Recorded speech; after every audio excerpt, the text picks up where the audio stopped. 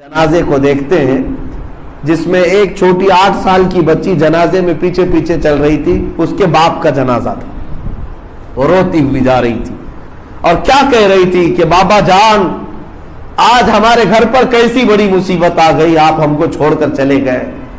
हमारे घर पर आज बहुत बड़ी मुसीबत आई है, हम तन्हा हो गए और आप हमेशा के लिए रुखसत हो रहे हैं। वो बच्ची पीछे चीख मार कर रो रही थी।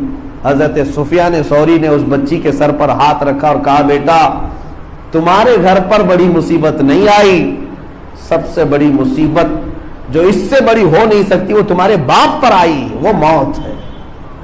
मौत से बढ़कर कोई आजमाइश नहीं है। जो तुम्हारे बाप पर आई है वो तुम्हारे घर पर थोड़ी ना आई है। एक बार तो वो जुदा हुआ है, कल से फिर तुम खाने पीने पे लग जाओगे, तुम्हारे मामूलात वैसे ही चलेंगे। लेकिन तुम्हारे बाप के मुतालिक सोचा कि उसकी आज तो पूरी दुनिया बदल चुकी है। जो आजमाइश आज तुम्हारे बाप पर आई है वो अभी किसी पर नहीं आई, तुम पर। मौत से बढ़कर कोई आजमाइश नहीं। फिर दूसरे दिन हिकायत में लिखा है कि दफन हो गया वो शख्स। दूसरे दिन कब्रिस्तान में हजरत सुफियान सौरी गए हुए थे तो यही 8 साल की बच्ची अपने बाप के कब्र के पास बैठी रो रही थी। 8 साल की बच्ची थी, अपने बाप को कब्र में याद करते हुए रो रही थी कि बाबा जान आप बीमार थे, मैं दवाइयां लाकर आपको दिया करती, आप उठ नहीं सकते मैं बिस्तर झाड़ दिया करती, मैं आपको शाल ओढ़ा दिया करती, आपको पानी और खाना मैं पेश कर दिया करती। कल की पहली रात आपने कब्र में गुजारी, मेरे बिना आपने रात गुजारी है। आपको दवाई किसने दी, आपको खाना पानी किसने पेश किया, आपका बिस्तर कौन झाड़ा, आपकी शाल कौन उड़ाया। ये बच्ची नन्ही सी अपने बाप की कब्र के पास बैठकर गिरिया वजारी कर रही थी। पीछे हजरत सुफियान सौरी खड़े थे।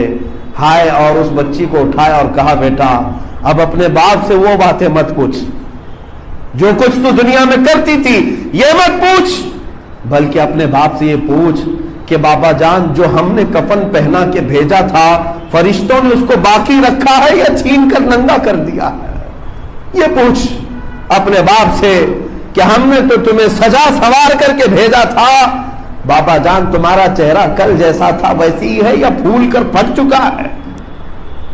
अपने बाप से ये पूछ कि हमने तुम्हें नहला धुला करके भेजा था, उसी तरह कब्र में मौजूद हो या हर जगह से नजासत निकल चुकी है।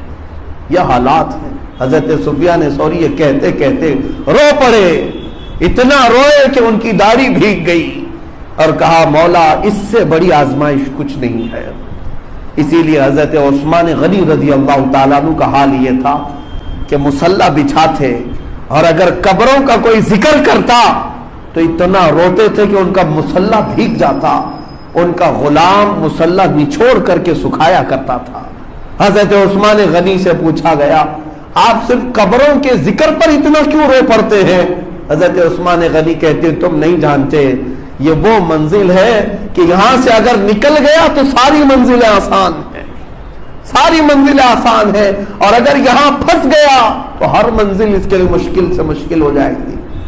मेरे अजीजों, जाना तो वहीं पर है, उन्हीं कब्रों में। इसीलिए मौला ताला ने जो फरमाया, हत्ता ज़ुरतुमुल मक़ाबिर, जाया करो, कब्रों को देख आया करो, कब्रों को देख आया करो।